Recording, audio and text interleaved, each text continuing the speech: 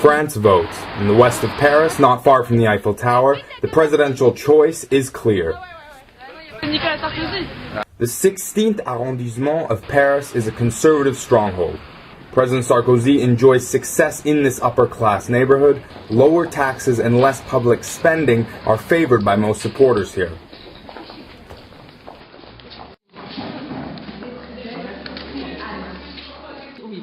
This voting station official told me, a lot of people came in early this morning, many more than we had 2 weeks ago during the first round. The residents here are generally older and come closer to dawn, she explains.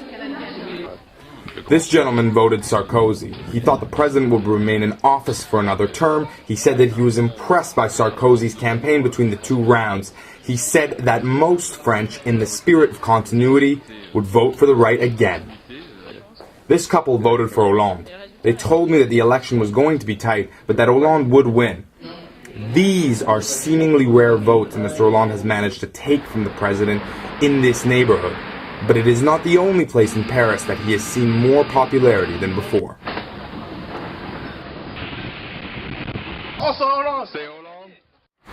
15 minutes from the capital lies Villiers-le-Bel, a mostly immigrant suburb of Paris.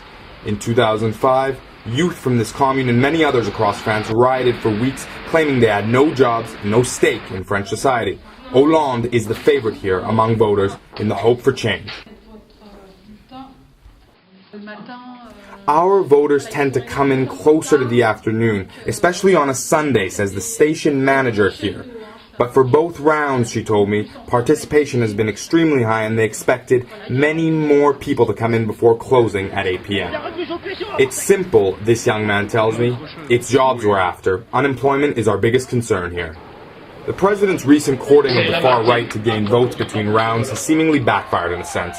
Several people in Paris have told me that Sarkozy's, quote, division of French society between French and immigrants, rich and the poor, have made people turn to Hollande. Gaining steam in the past few weeks, François Hollande has painted himself as more moderate on issues like immigration and advocates social spending instead of austerity to end the EU's economic crisis. Then at 8 p.m., news came in and it was announced that François Hollande had been elected President of France. Sarkozy has really divided us as a people, said this man. It had to end. France has never felt so united, the student tells me. La Bastille, the revolutionary square of France, without an inch to budge on this electric evening, packed to its borders. Celebrations continued into the night with dancing in the streets. Nicolas Sarkozy will formally pass the presidency to François Hollande on May 15th. Manuel Valls is a French mayor and director of communications for Hollande's campaign. A likely minister in the new government, he told me France is looking to work with its international partners, including Canada, in a spirit of cooperation and dialogue.